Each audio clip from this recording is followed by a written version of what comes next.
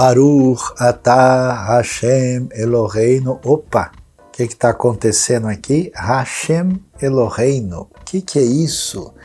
Assim, judeus de todo mundo, através da história, dizem: bendito és tu, Senhor nosso Deus, mas quando vão falar Senhor, dizem o nome. Não dizem absolutamente nenhum nome específico, mas apenas a expressão Hashem, o nome. Por quê?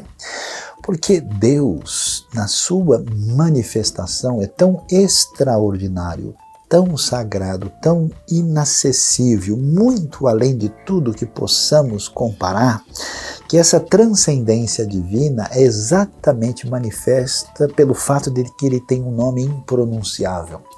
O nome que ultrapassa toda a compreensão humana. Ao mesmo tempo, esse nome que excede a compreensão, que nos estabelece a nossa relação com ele na aliança, quando surgem ali, por exemplo, os 10 mandamentos na aliança que ele faz com Israel, a gente vai descobrir também que Deus se revela. Ele se revela a Moisés, ele se revela na sarça ardente e ele diz o seu nome, que você sabe, Yahvé, Yehová. E ali ele diz: eu sou o que sou, ou seja, eu serei o que serei, eu sou aquele que é chamado Ehyeh Asher Ehyeh. Se de um lado Deus é o Deus que a gente não pode compreender, o Deus que se revela de maneira muito especial. Primeiro, ele é o Deus único, poderoso, diante do qual todos nós nos prostramos e reconhecemos o seu poder e quem ele é. Depois, esse Deus é um Deus muito além do que podemos compreender e diante dele nós nos humilhamos porque a percepção de quem é esse Deus ultrapassa a nossa frágil e limitada razão. E ao mesmo tempo, em vez de dizer apenas eu sou o que sou, ele diz eu serei o que serei ou eu me tornarei o que me tornarei, dizendo que esse Deus é soberano, incontrolável, não manipulável e o Senhor que se revela no eixo do tempo e no futuro. E porque Deus é o Deus do futuro, o Deus da palavra que traz promessas, o nosso coração pode nele descansar, porque o seu nome nos revela um caminho de fé e de esperança que hoje abençoa o seu coração, o meu coração, o Deus incontrolável, incompreensível, revelado da história e de esperança. Baruch atah Hashem Eloheinu melech haolam.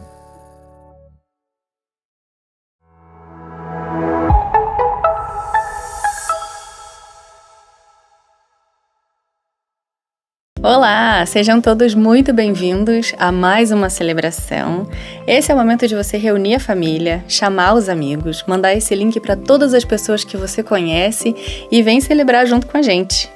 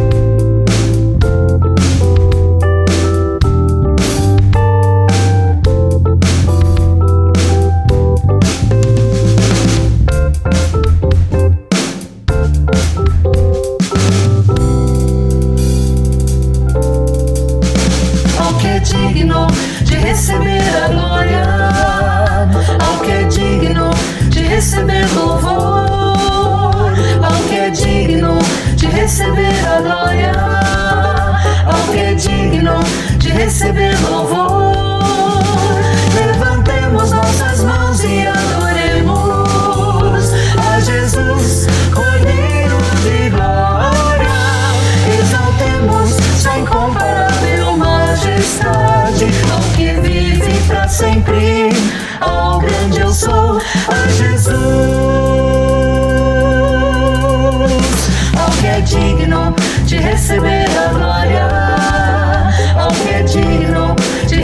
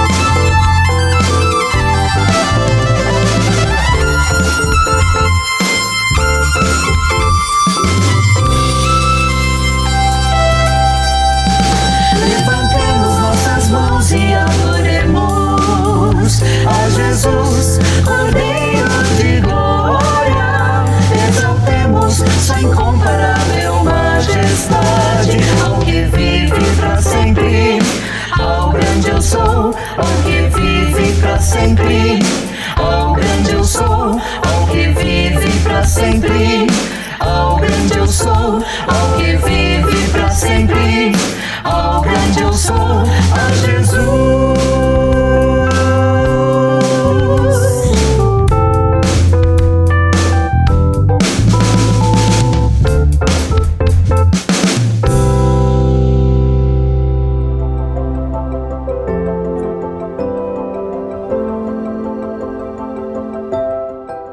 Olá, eu me chamo Roberto e esse é um momento de gratidão. E eu quero agradecer a Deus pelos movimentos que a vida faz.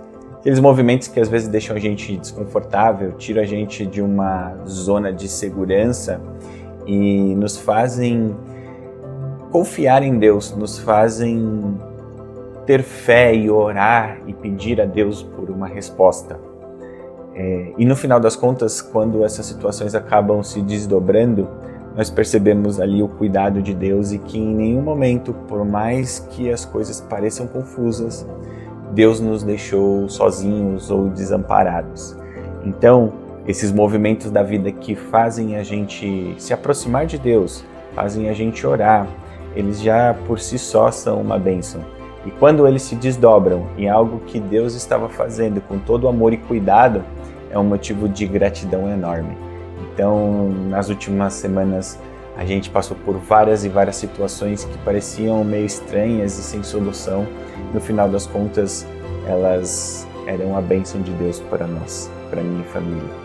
E eu agradeço a Deus por isso, pelo cuidado imenso que Ele tem com a gente, mesmo quando os movimentos da vida parecem difíceis e às vezes confusos. Eu espero que você possa ver a mão de Deus agindo em cada momento da sua vida e possa, com o coração grato, saber que Deus te ama, cuida de você e vai trabalhar sempre para o seu bem.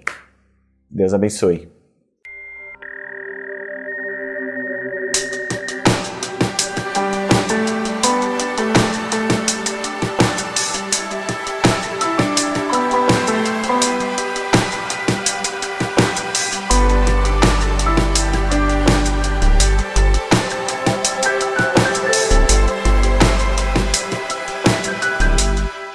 Estás assentado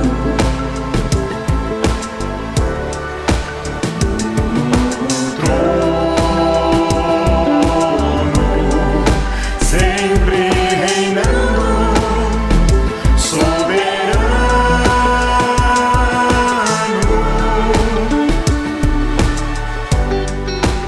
Anjos cantando,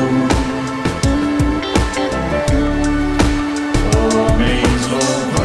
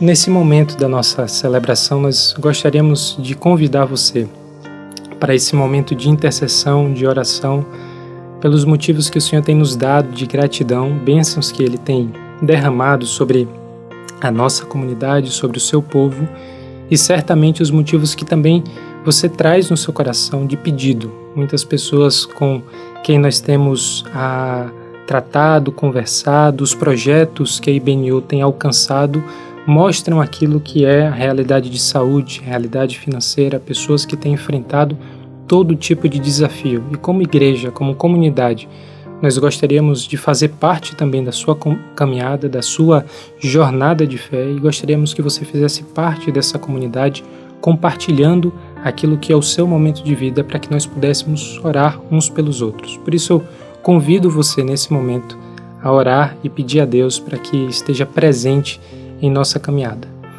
Senhor nosso Deus e Pai, nós pedimos ao Senhor que abençoe a IBNU, abençoe o teu povo, abençoe as pessoas que estão participando dessa celebração, aquelas sobre as quais conhecemos e sabemos os motivos de seu coração, mas também aquelas que talvez estejam trazendo agora uma batalha e uma realidade que só ela conhece. Que o Senhor tenha misericórdia da vida das pessoas que estão enfermas, pessoas que têm enfrentado todo tipo de adversidade, se sentem sozinhas nesse caminho. Pedimos que o Senhor traga essas pessoas para o nosso convívio, para o nosso conhecimento, que o Senhor nos abençoe como corpo, para que possamos compartilhar o peso, o fardo de cada um, e que o Senhor possa nos abençoar como Pai que cuida do teu povo, como Pai que tu cuida da tua criação, Pai.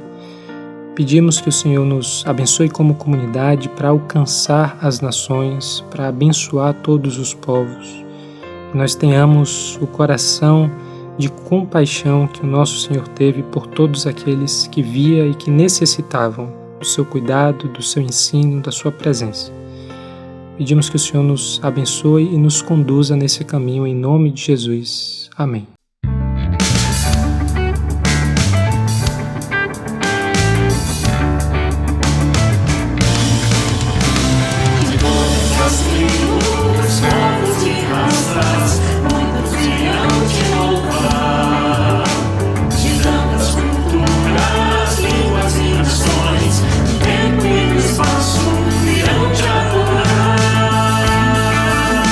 Bendito seja sempre o Cordeiro.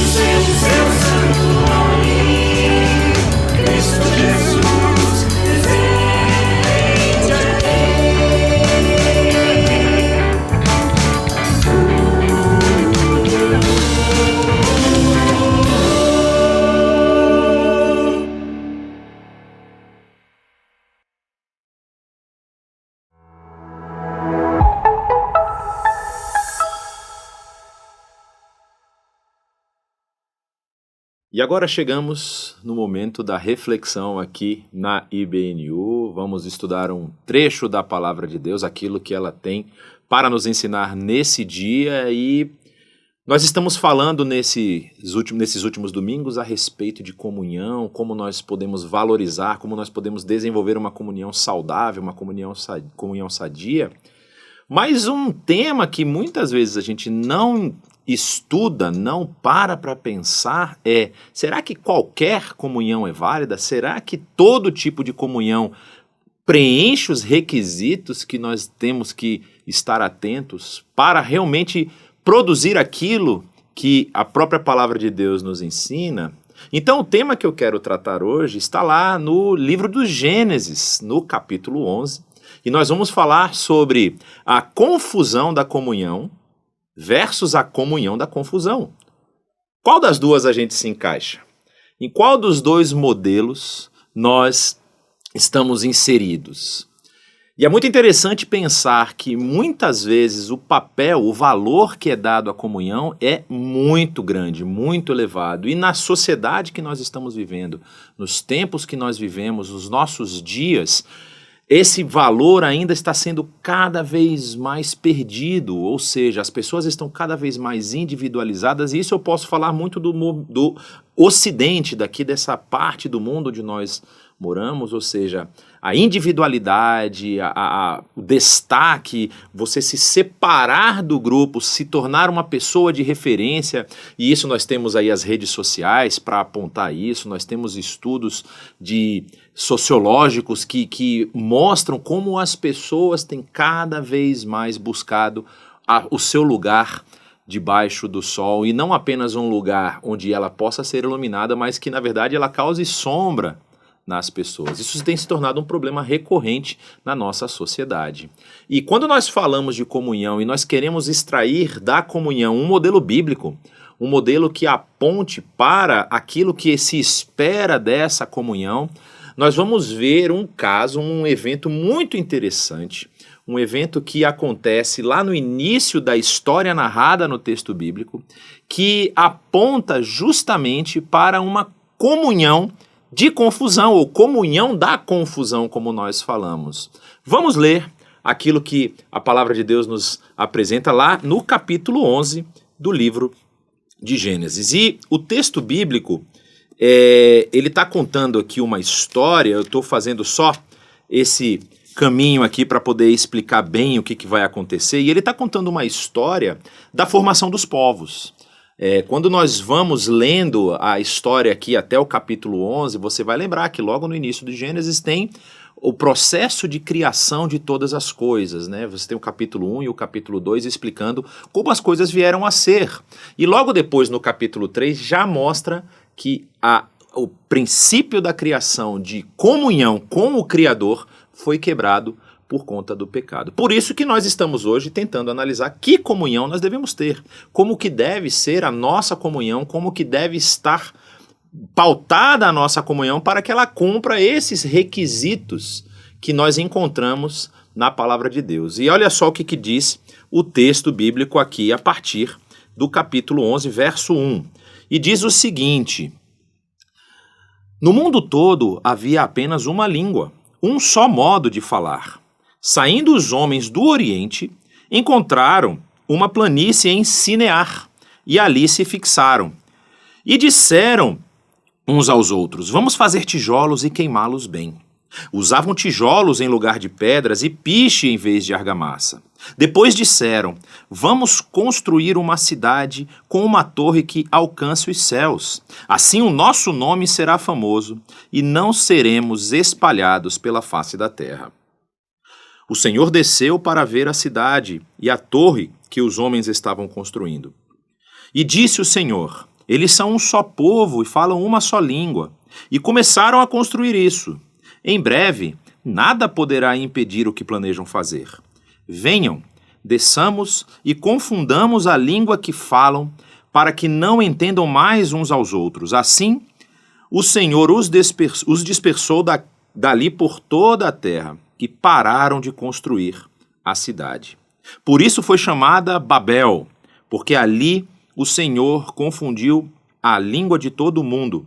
Dali, o Senhor os espalhou por toda a terra.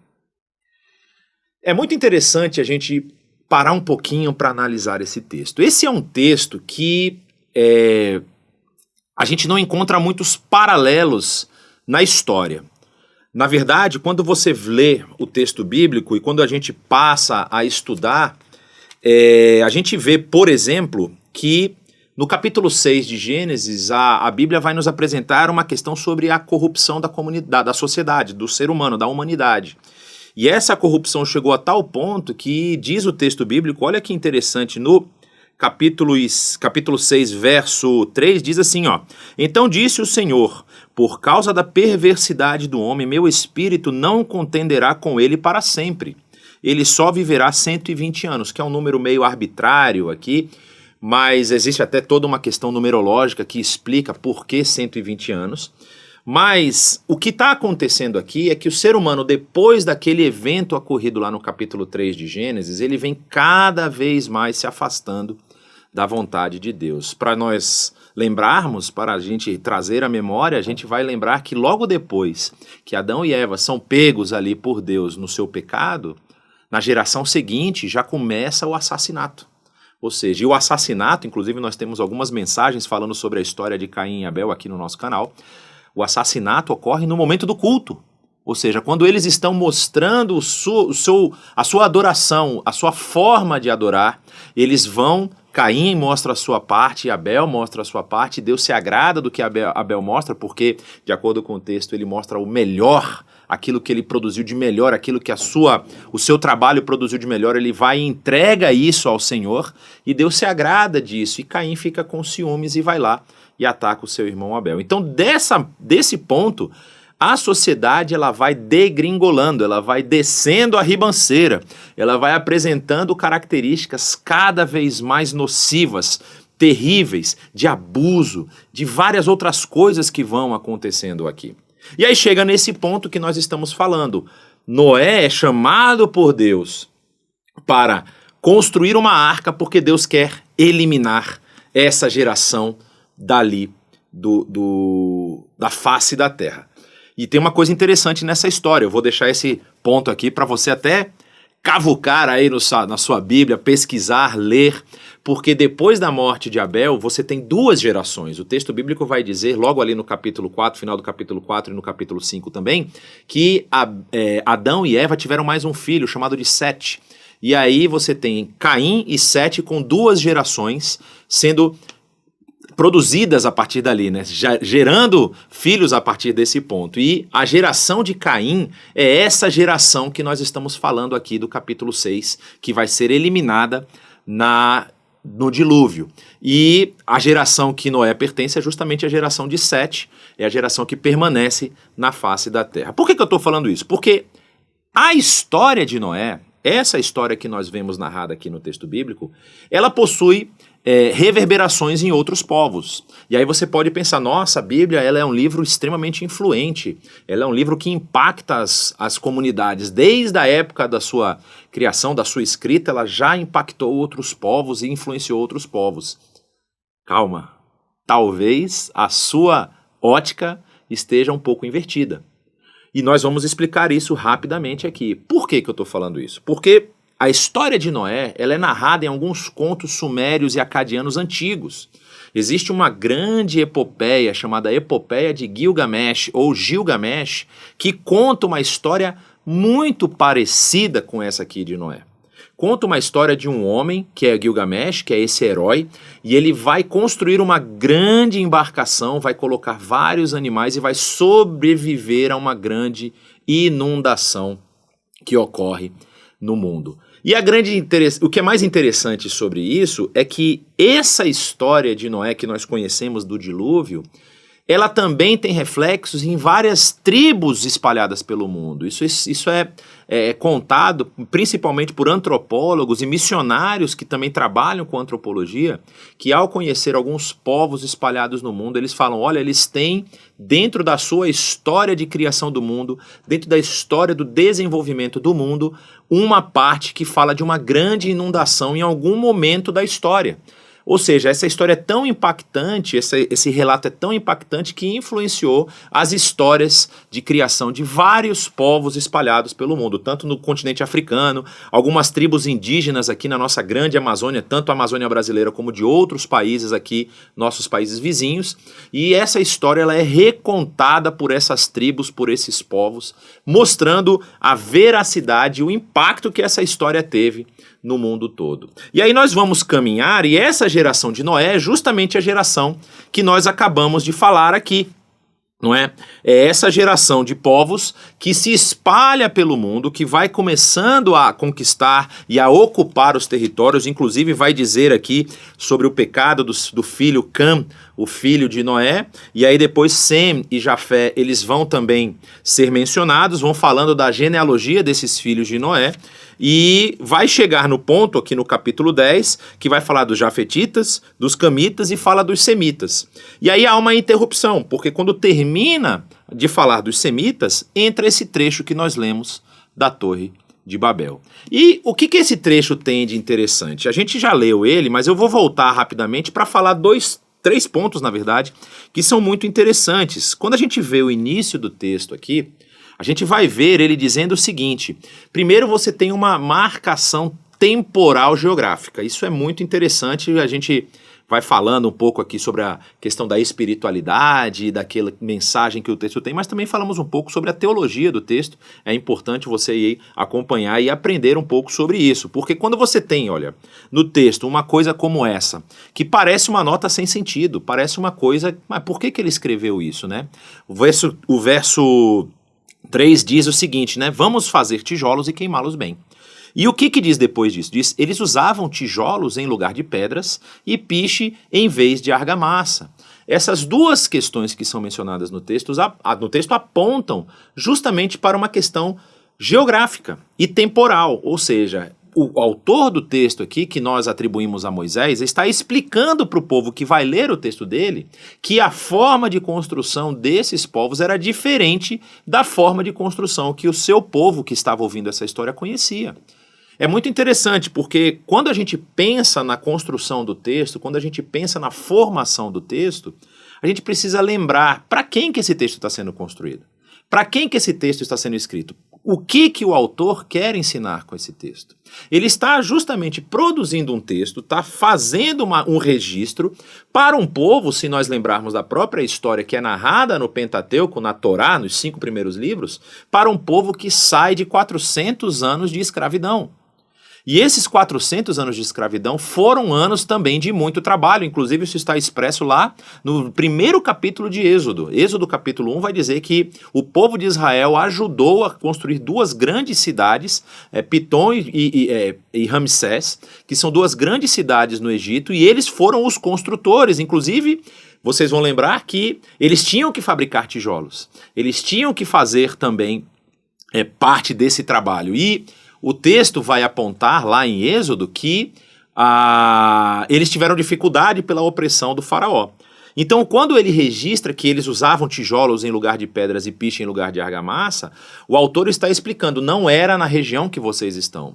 E eles não usavam as mesmas técnicas que vocês usam, por exemplo, que é a construção de pedra, que é algo que é abundante na terra de Israel e abundante ali naquela região onde eles estavam. Então todas as construções ali eram muito mais fáceis de serem feitas em pedra do que em tijolo queimado e em argamassa. E aí vem uma outra questão, que aí já é uma questão que envolve esse desejo, esse sentimento humano de querer se destacar, de querer se colocar à frente das coisas e de querer ter o que nós chamamos de autossuficiência. Olha o que o texto vai dizer, assim o nosso nome será famoso e não seremos espalhados pela terra. Ou seja, ele está querendo dizer, nós somos independentes, nós podemos nos sustentar, nós podemos cuidar da nossa própria vida, nós não precisamos de ninguém para dizer o que nós devemos fazer. E aí o texto continua, né, esse texto que nós lemos, com 2 aspectos muito interessantes, que muita gente pode pensar que são aspectos até talvez vingativos de Deus, são aspectos de um Deus que está com raiva, de um Deus que está chateado e de um Deus que vem para justamente impedir que os homens se sucedam, tenham sucesso na sua empreitada. O texto vai dizer lá no verso 6 que quando Deus vê aquilo que está sendo construído, quando Deus olha para a obra que os homens estão fazendo, ele diz o seguinte: eles são um só povo e falam uma só língua e começaram a construir isso. Em breve, nada poderá impedir o que eles planejam fazer. Aí eu levanto uma pergunta: como assim nada poderá impedir? Será que Deus perdeu o seu poder? Será que Deus ficou fraco de uma hora para outra? Ele não aguenta lutar contra esse desejo, esse ímpeto humano? A questão não é essa. A questão é um pouco mais séria.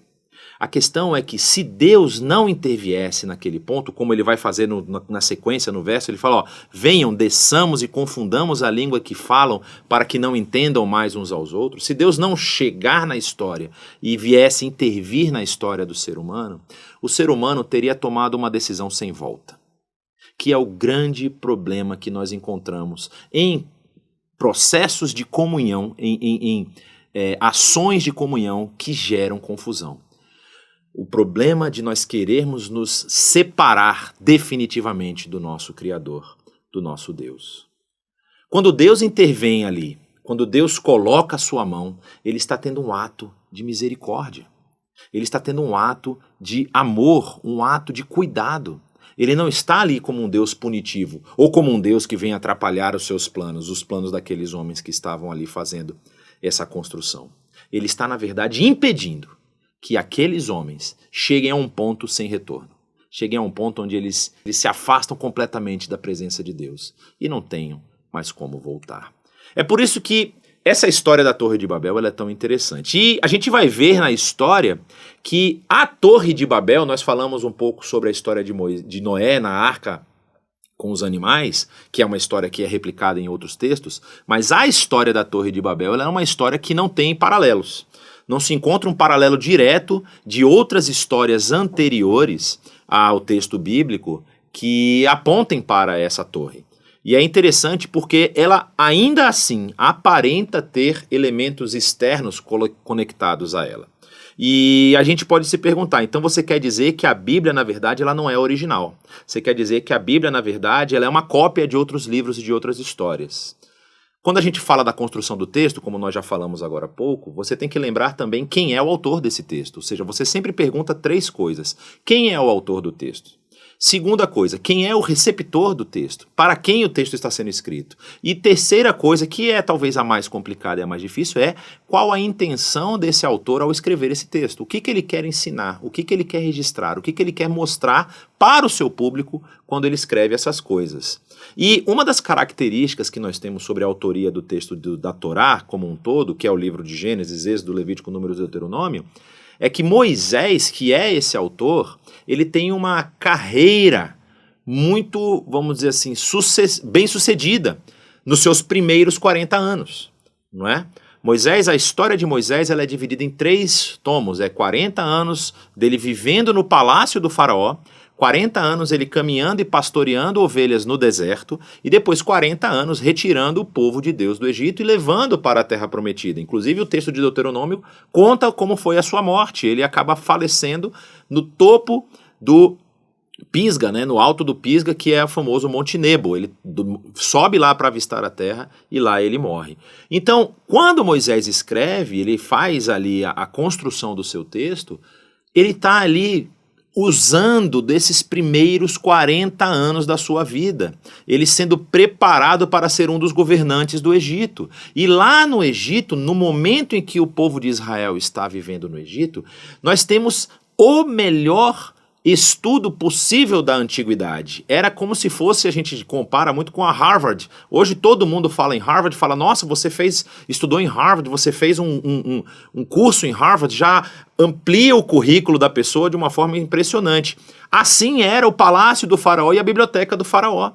Moisés tinha acesso ao melhor conteúdo, ao melhor material, e ele conhecia essas histórias. Por isso que nós falamos que não é nenhum impeditivo dele ter conhecido essas histórias, só que agora, quando ele vai escrever o seu texto, quando ele vai produzir esse texto que Deus entrega para ele entregar para o povo, ele vai reinterpretar essa história. Por exemplo, a gente fala muito sobre Gênesis, quando vai dizer que Deus cria não um sol e a lua, Deus cria 2 luminares. Ele cria um luminar maior e um luminar menor, um para iluminar o dia, o outro para iluminar a noite.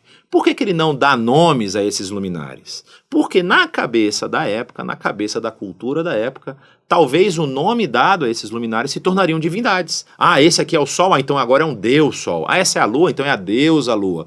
E isso poderia confundir, porque é um povo que passa 400 anos num ambiente de idolatria, de adoração a imagens, de adoração a uma pluralidade de deuses. Então Moisés tem esse cuidado na hora de escrever o seu texto. E aqui não é diferente. Quando ele vai recontar as histórias que ele conhece a respeito da criação do mundo, ele vai reinterpretá-las e vai colocar a presença salvífica de Deus na história da criação e do desenvolvimento da humanidade. Mas só para a gente entender bem que essa história da Torre de Babel, ela tem algumas características muito interessantes externas à Bíblia. Por exemplo, tem na literatura suméria uma história chamada Enmerkar e o Senhor de Arata, que é uma epopeia, um escrito épico sumério, que fala a história sobre um deus chamado Deus Enki, que desce e confunde a língua da humanidade de forma muito paralela ao que acontece aqui no texto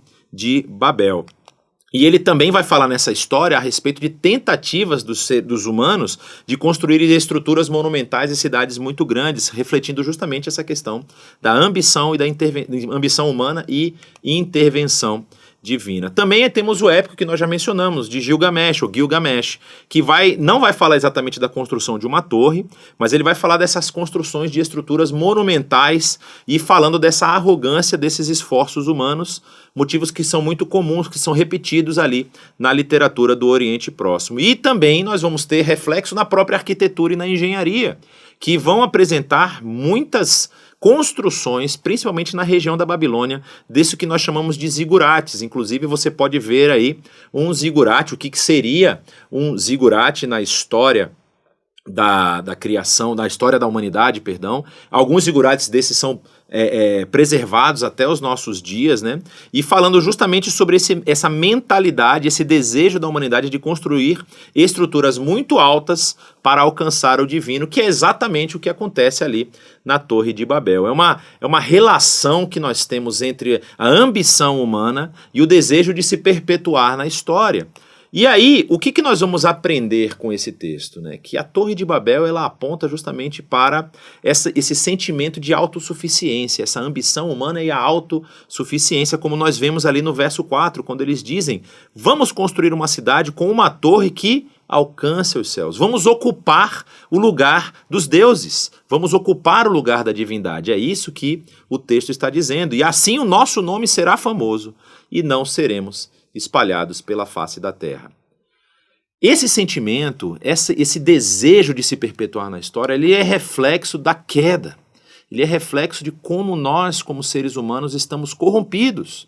E aí, quando nós falamos em comunhão, a nossa pergunta é, você vê que eles eram homens do Oriente que estavam juntos numa empreitada. A pergunta é, como que têm sido os nossos processos de comunhão? Como nós temos desenvolvido as relações que nós desenvolvemos interpessoais? Será que nós estamos buscando realmente ser ali comunidades, centros de comunhão que espalham as verdades, o amor e a graça de Deus?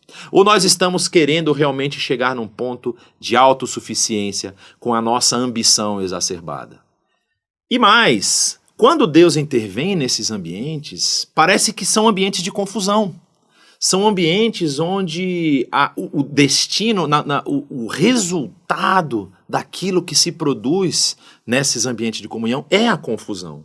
E aí muitas vezes nós não entendemos quando Deus vem e atrapalha os nossos planos.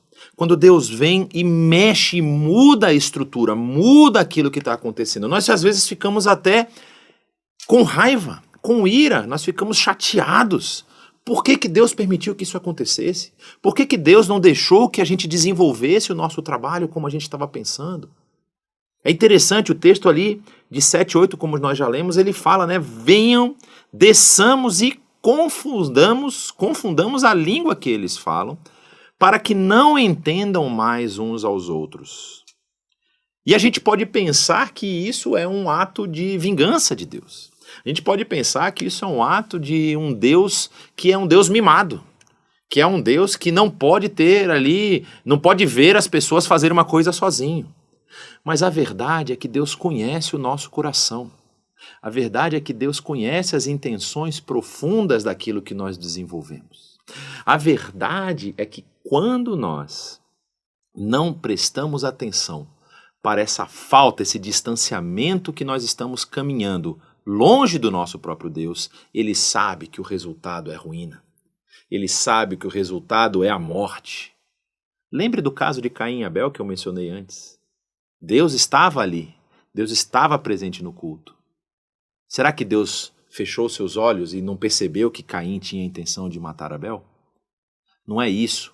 Não é isso que expressa o texto. É que o texto expressa justamente essa inclinação nossa em querer fazer o mal, em querer prejudicar o outro, porque o outro se destacou diante de nós.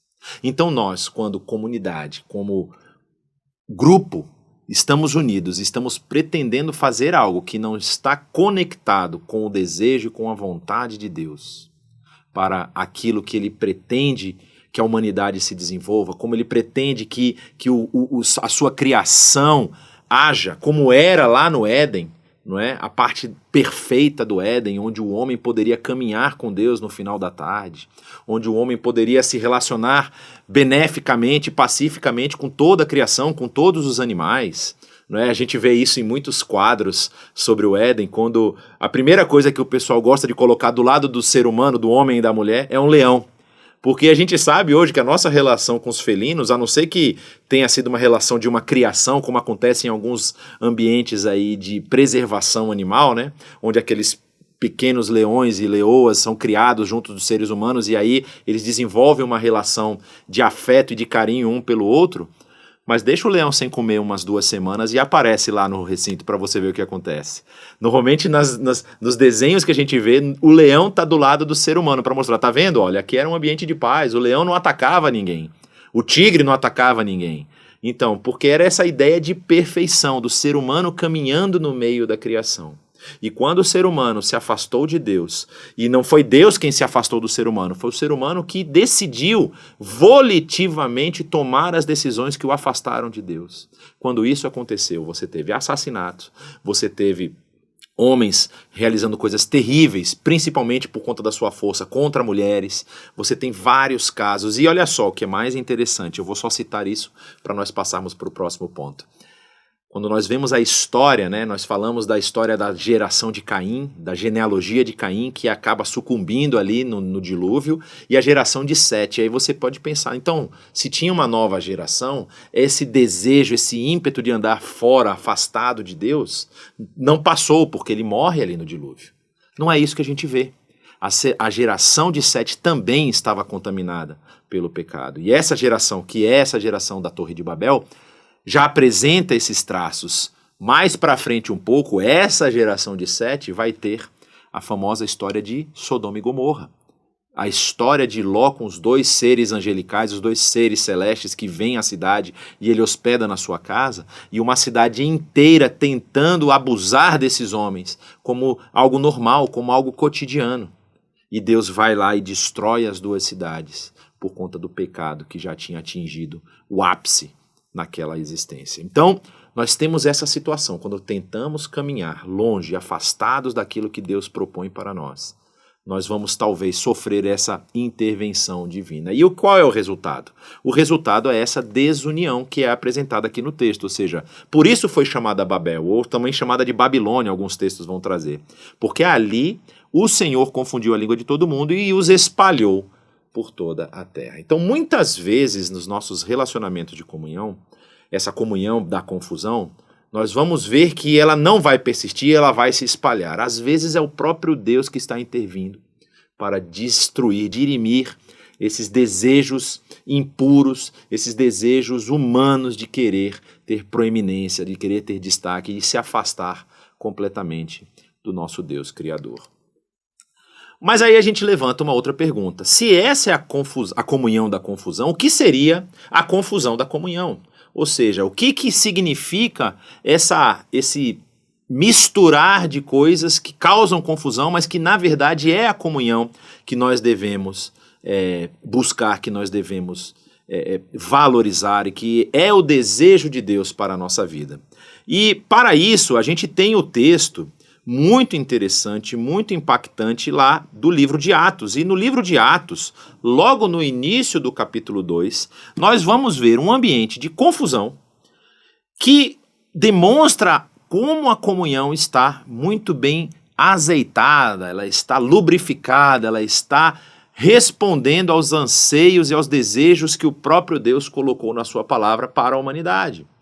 Vamos ler o que diz o capítulo 2, a partir do verso 1, e diz o seguinte: chegando o dia de Pentecoste, estavam todos reunidos num só lugar. De repente veio do céu um som, como um vento muito forte, e encheu toda a casa na qual estavam assentados. E viram o que parecia línguas de fogo que se separaram e pousaram sobre cada um deles. Todos ficaram cheios do Espírito Santo e começaram a falar noutras línguas, conforme o Espírito os capacitava. Havia em Jerusalém judeus devotos a Deus vindos de todas as nações do mundo. Ouvindo-se o som, ajuntou-se uma multidão que ficou perplexa, pois cada um os ouvia falar em sua própria língua. Atônitos e maravilhados, eles perguntavam: acaso não são galileus todos estes homens que estão falando? Então, como os ouvimos cada um de nós em nossa própria língua materna? Partos, medos e elamitas, habitantes da Mesopotâmia, Judéia e Capadócia, do Ponto e da província da Ásia, Frígia e Panfilha, Egito e das partes da Líbia próximas a Cirene, visitantes vindos de Roma, tanto judeus como convertidos ao judaísmo, cretenses e árabes. Todos nós os ouvimos declarar as maravilhas de Deus em nossa própria língua. Atônitos e perplexos, todos perguntavam uns aos outros: que significa isso? Alguns, todavia, zombavam deles e diziam: eles beberam vinho demais.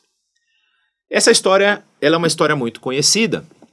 Ela é a história do que nós chamamos do evento da descida do Espírito Santo em Pentecostes. E quando nós falamos na confusão da comunhão, é justamente isso que eu quero destacar aqui para vocês. Olhem só o que o texto fala dos povos a respeito de onde eles vieram, das localidades geográficas de onde eles vieram. O texto faz questão de registrar isso, porque Jerusalém estava havendo a festa, que é chamada festa de 5 semanas, ou seja, de 50 dias, depois da Páscoa.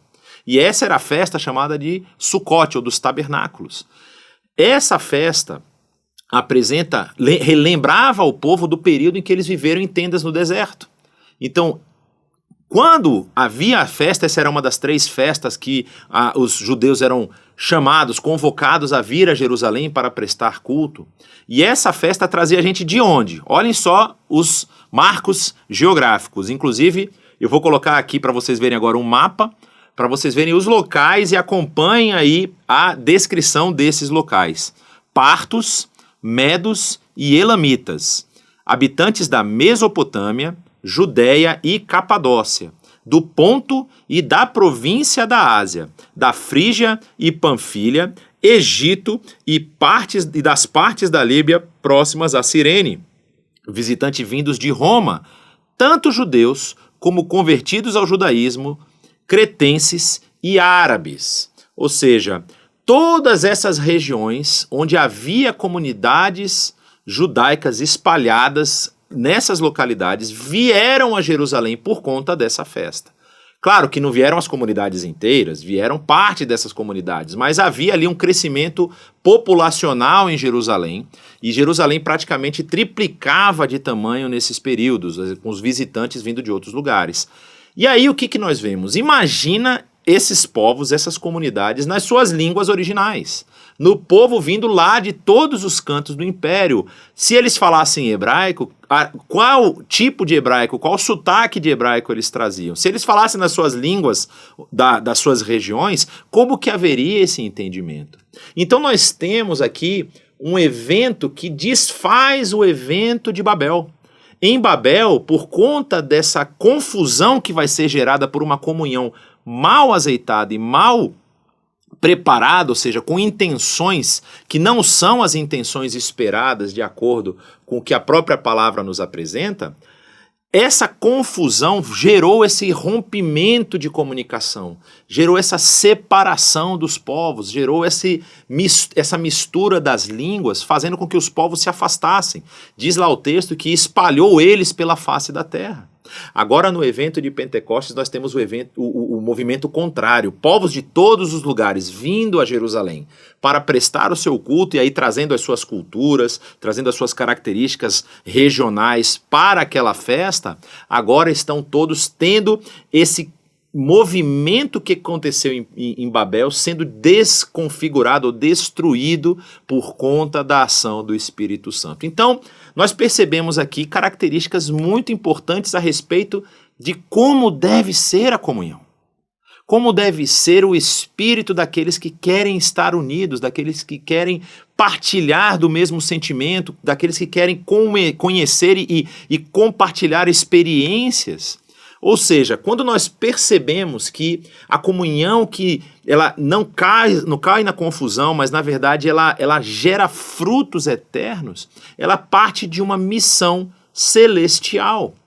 Olha que interessante, Mateus 28 é um texto muito conhecido, o final dele diz o seguinte: vão e façam discípulos de todas as nações, batizando-os em nome do Pai, do Filho e do Espírito Santo, ensinando-os a obedecer a tudo o que eu lhes ordenei, e eu sempre estarei com vocês até o fim dos tempos. Esse texto muito claro de Mateus, da missão que Jesus passou, e ali depois Pedro vai pegar essa missão, estando em comunhão com seus irmãos, buscando ali, esperando aquilo que vai ser dito, na verdade, no capítulo 1, não é?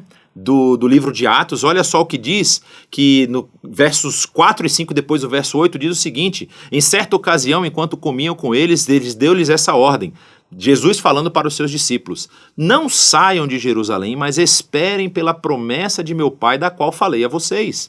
Pois João batizou com água, mas dentro de poucos dias vocês serão batizados com o Espírito Santo. E aí no verso 8, que é o verso final, a sua última ordem, diz: vocês receberão poder quando o Espírito Santo descer sobre vocês, e vocês serão minhas testemunhas em Jerusalém, em toda a Judéia e Samaria, até os confins da terra. Então esse texto que nós lemos no capítulo 2 de Atos demonstra justamente esse momento em que eles estavam em comunhão, aguardando a instrução e o poder que viria através do Espírito Santo. Então isso demonstra já um alvo diferente, um objetivo diferente da comunhão que eles estão desenvolvendo. Eles não estão procurando se destacar. Eles não estão procurando estar juntos para construir obras faraônicas, obras gigantescas, obras que os marcassem na história. Eles estão juntos aguardando a instrução e o poder que vem do Espírito Santo de Deus. Então nós temos esse marco dessa missão celestial divina e desse propósito divino que permeia, que instrui, que orienta os processos de comunhão baseados naquilo que a própria palavra de Deus nos apresenta. E aí, essa missão celestial, ela vai se desdobrar em ação. Ela vai se desdobrar em ações práticas que vão justamente apresentar esse evangelho, apresentar essa salvação para as pessoas, ou seja, o objetivo da comunhão dentro do corpo da igreja, dentro do corpo de Cristo, daquelas pessoas que estão unidas ali num só propósito, é levar as outras pessoas ao conhecimento da palavra e do amor salvífico de Deus no seu Filho Jesus Cristo. Olha o que Pedro vai dizer, a gente não leu esse texto, mas ele está lá no capítulo 2 de Atos, eu vou até ler aqui no próprio texto bíblico para a gente ver direitinho o que ele está falando. O texto vai dizer o seguinte ali a partir do verso 38. Pedro respondeu: arrependam-se e cada um de vocês seja batizado em nome de Jesus Cristo para perdão dos seus pecados, e vocês receberão o dom do Espírito Santo, pois a promessa é para vocês, para os seus filhos e para todos os que estão longe, para todos quantos o Senhor, o nosso Deus, chamar. havia essa promessa do recebimento do Espírito Santo de Deus. E quando nós estamos em comunhão, quando nós temos a nossa comunhão ajeitada, nós temos a nossa comunhão balanceada e uma comunhão que reflete o desejo que Deus tem para a sua criação, que reflete aquilo que Deus propôs lá no Éden, essa comunhão ela tem esse objetivo, ela tem essa missão, levar pessoas ao conhecimento da graça de Deus. Então, quando nós pensamos em comunhão na igreja, isso nunca pode estar dissociado.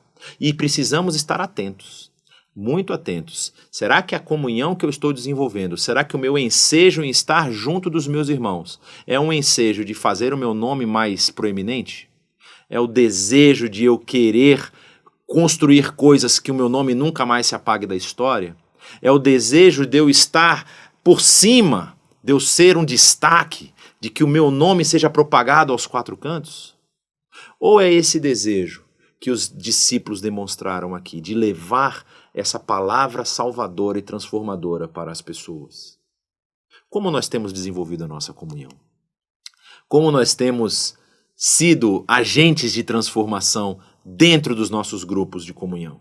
Como nós temos pensado os relacionamentos e as relações que nós temos vivido? E é muito interessante que essa comunhão, ela não ocorre, em hipótese alguma, sem a capacitação divina.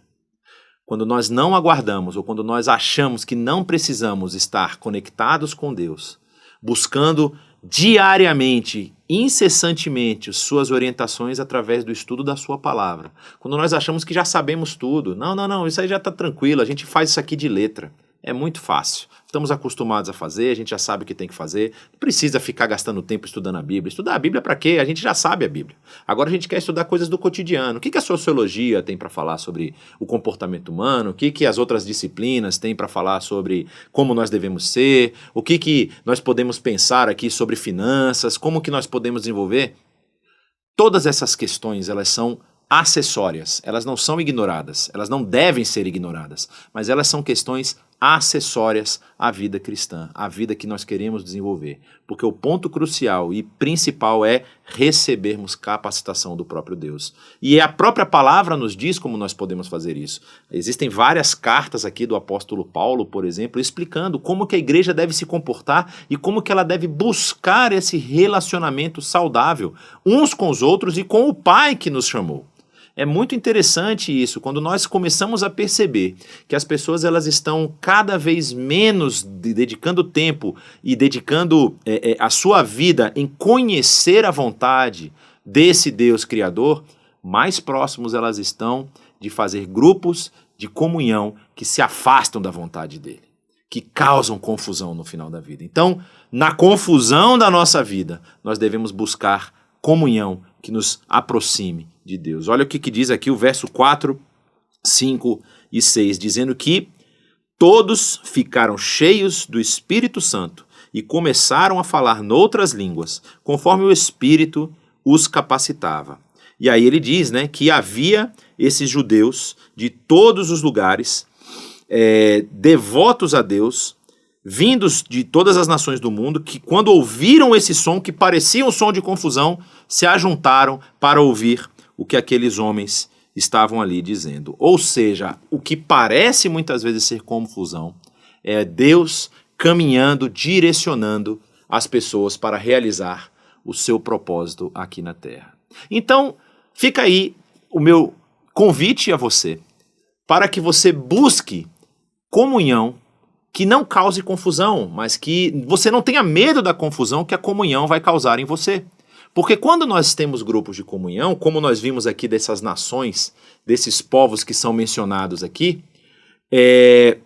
nós percebemos que muitas vezes nós não queremos estar ali inseridos em grupos que sejam muito diferentes dos nossos. Nós podemos cair nesse erro em achar que nós só podemos nos relacionar com pessoas que são iguais a nós.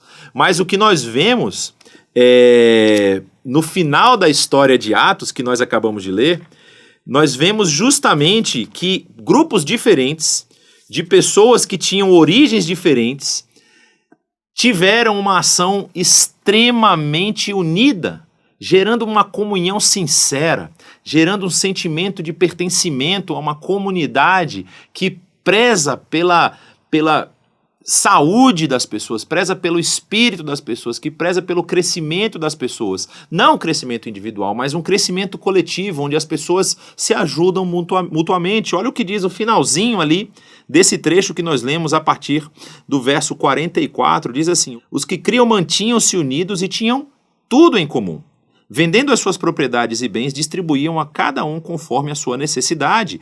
Todos os dias continuavam a reunir-se no pátio do templo, partiam pão em suas casas e juntos participavam de todas as refeições com alegria e sinceridade de coração, louvando a Deus e tendo a simpatia de todo o povo. E o Senhor lhes acrescentava diariamente os que iam sendo salvos.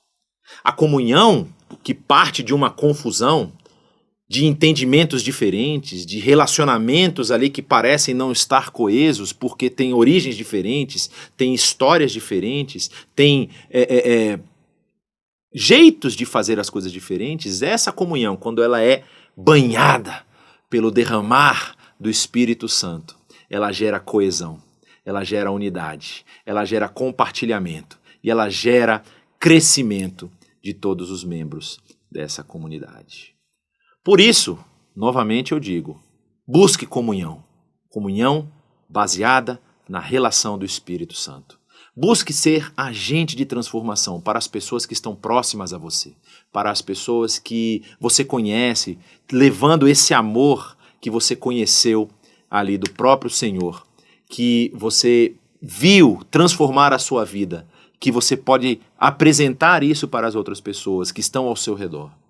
E não tenha medo das confusões. Não tenha medo das diferenças de pensamento, das diferenças de relação, da diferença de origem, da forma de falar.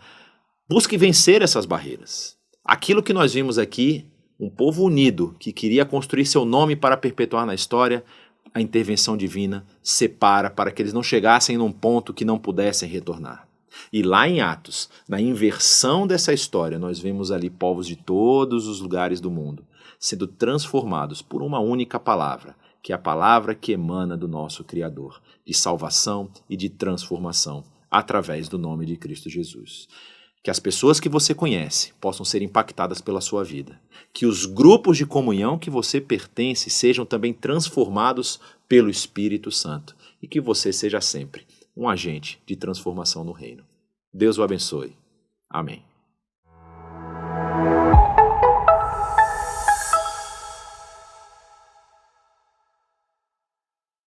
Campanha IBNU, Espaço Sagrado.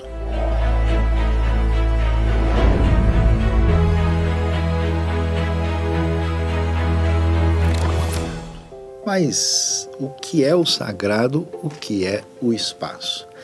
O nosso espaço IBNU quer se tornar um espaço caprichado e ampliado para abençoar o que é mais sagrado, que são as pessoas que Deus ama. E por isso nós estamos numa campanha com o objetivo de termos um total de R$500 mil para ampliar e para tornar o nosso espaço um lugar de bênção para as pessoas que nos visitam, os projetos que nós acolhemos, os nossos filhos, as crianças, os adolescentes, os jovens, para que toda aquela área que nós usamos toda semana para ampliar o reino de Deus se torne um canal de bênção maior. Então, participe conosco, envie a sua oferta, a sua contribuição, o seu investimento no reino de Deus nesse espaço sagrado, espaço ampliado e caprichado para aquilo que é mais sagrado. Nesse momento da nossa celebração, temos a oportunidade de participar daquilo que Deus está fazendo no mundo através também das nossas contribuições. E isso é um momento muito especial para todos nós, porque nós sabemos que tudo aquilo que nós temos veio do Senhor. Tudo aquilo que nós somos é o Senhor agindo em nós e transformando a nossa vida. Então é um momento onde nós podemos olhar para aquilo que Deus está fazendo através de nós também, em relação a outras pessoas. E nós sabemos que tem muitas pessoas que estão passando nesse momento mesmo por muitas necessidades. Pessoas que estão vivendo numa realidade bastante complicada. Missões, temos aí situações de conflitos no mundo e pessoas estão realmente precisando. E nós queremos convidar você a fazer parte de tudo isso com a gente aqui na IBNU. Então você pode enviar a sua contribuição para a IBNU e nós temos certeza que vamos poder colocar esse valor para abençoar outras pessoas. Eu quero orar, inclusive, com você nesse momento, colocando tudo isso e até mesmo a administração de todos esses recursos diante de Deus.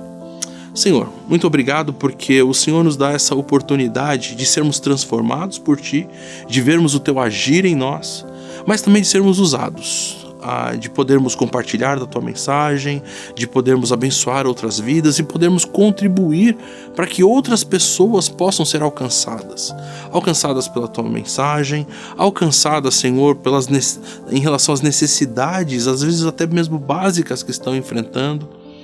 Pessoas que estão realmente em estado de vulnerabilidade e que a IBNU tem apoiado projetos ao redor do mundo, alcançando essas pessoas e transformando a vida delas também. É por isso, Pai, que nos sentimos realmente agradecidos, nos sentimos privilegiados de participar desse momento. Que o Senhor abençoe cada coração naquilo que tem ofertado. Que o Senhor realmente continue dando essa alegria, como nós vemos o apóstolo Paulo falando ali em 2 Coríntios, daqueles irmãos da Macedônia que deram, Senhor, a própria vida, no sentido de se colocaram à disposição porque queriam ser grande bênção na vida de outras pessoas. E que momento especial e maravilhoso é esse. Que o Senhor também abençoe cada um daqueles que administram na IBNU, para que os recursos possam chegar de uma forma, no tempo certo, alcançar essas pessoas e vermos pessoas sendo transformadas. Em nome de Jesus. Amém.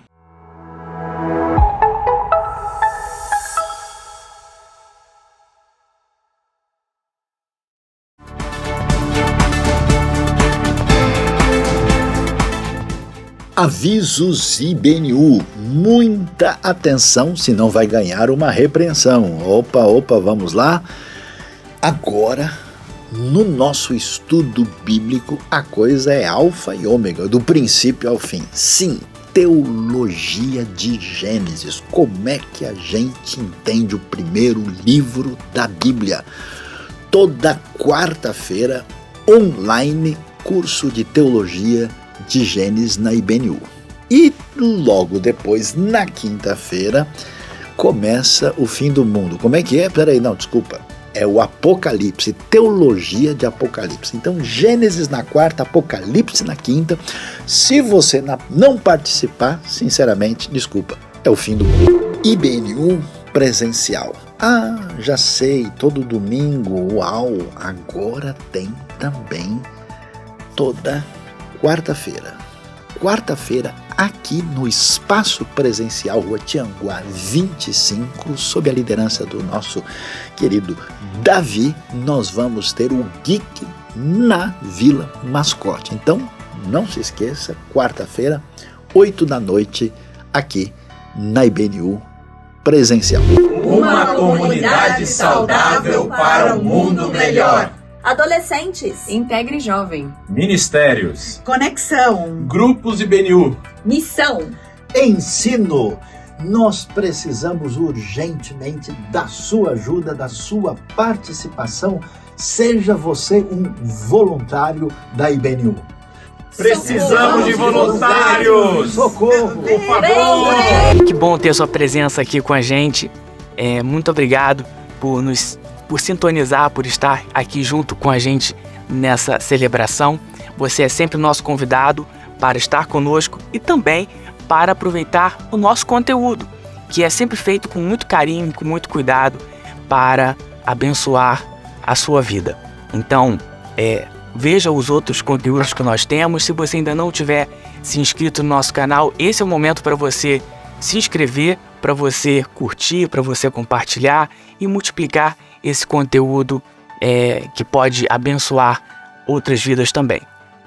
Muito obrigado e até a próxima.